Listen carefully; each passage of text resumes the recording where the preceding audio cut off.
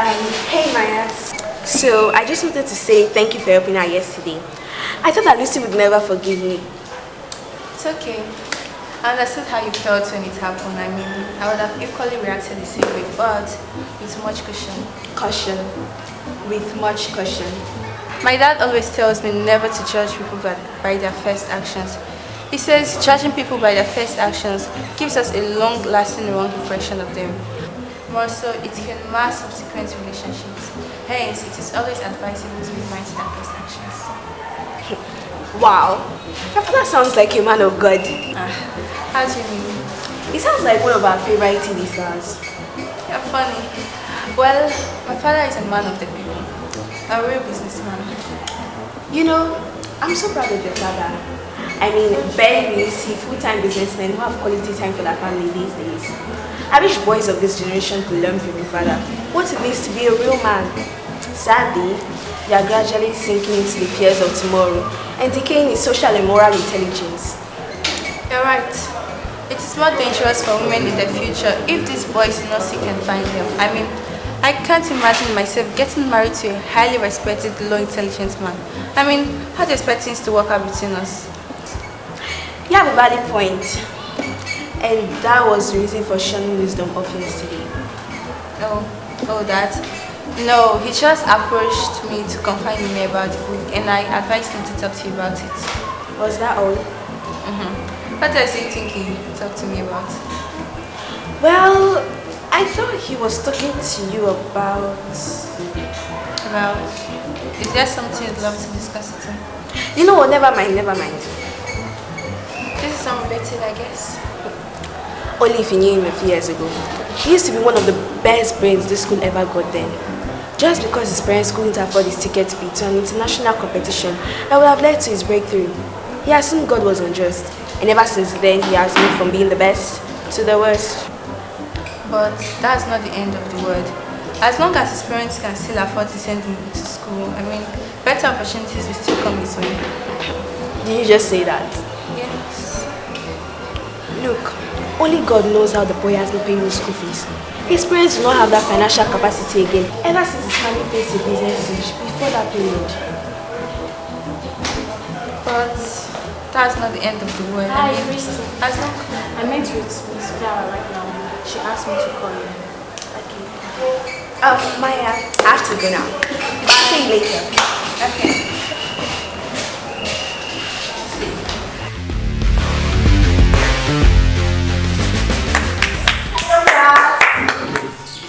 So, I have to do some questions for you guys.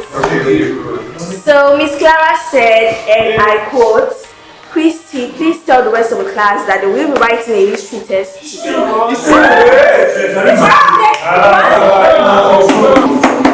Please, let's listen to Valerie. Well, I prefer that we should reschedule her period. I think we have her subject this very first period. That's a nice idea, but do you think that's possible? Knowing fully well that Miss Clara doesn't joke with her time and work. Her time is her time. So what do we do now?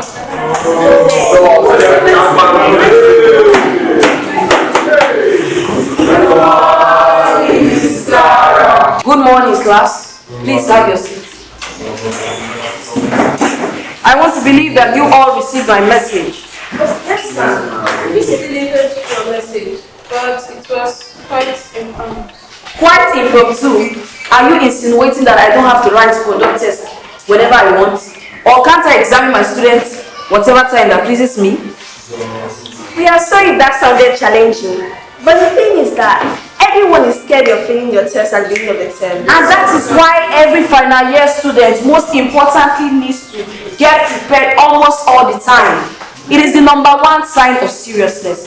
For that, take a piece of paper, write your name, your subject, and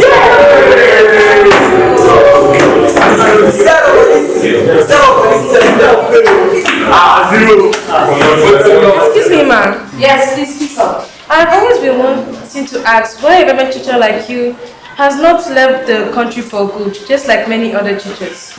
If all the best brains should leave this country for good, who do you expect to teach you? Nothing like but Valerie. You know, I am one of the few persons who still believe that this country will be better. Where will that be? Just as long as we don't stop doing the right thing. I'm waiting with the right to this president not Just one of the things he's doing about your bad English. In all honesty, I think we're all causative agents of this debilitating condition of the country. I'm not having said so. I mean, how do we expect the country to develop when we shy away from our social duties, but quick to admire foreign ethics? How do we even expect development when we don't even respect our own cultural value as a nation? Yeah, thinking of our leaders, a miracle worker, when we do nothing to make things work, it is ridiculously laughable. Are you then saying that our leaders have no share in the blame too? When it comes to leadership, I strongly believe that it goes beyond patriotism, capitalism, and any other thing. It still boils down to individuality. Amazing. Kindly explain, please. Every citizen is free to claim their leaders without even checking themselves. To have a better working governance, we all need to change our characters, perspective, and attitude. When the people have the right mindset towards genuine development, it makes leadership easier for democratic leaders. I agree with you, Maya. Ironically, people who can't control their homes or successfully run a small-scale sweet stall business are the first to find fault with the government. So do you now all agree why I haven't left this country for you? Oh, our time is up. So that'll be all for today. We'll be meeting our next time. God bless you.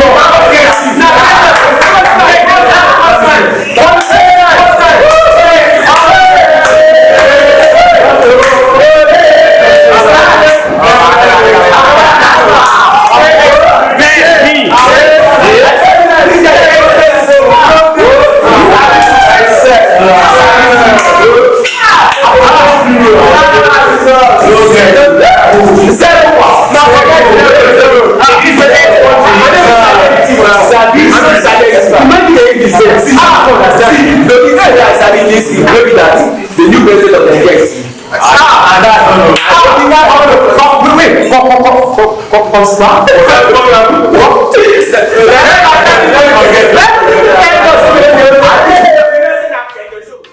Don't just subscribe to socialism, capitalism, federalism, subscribism, channelism.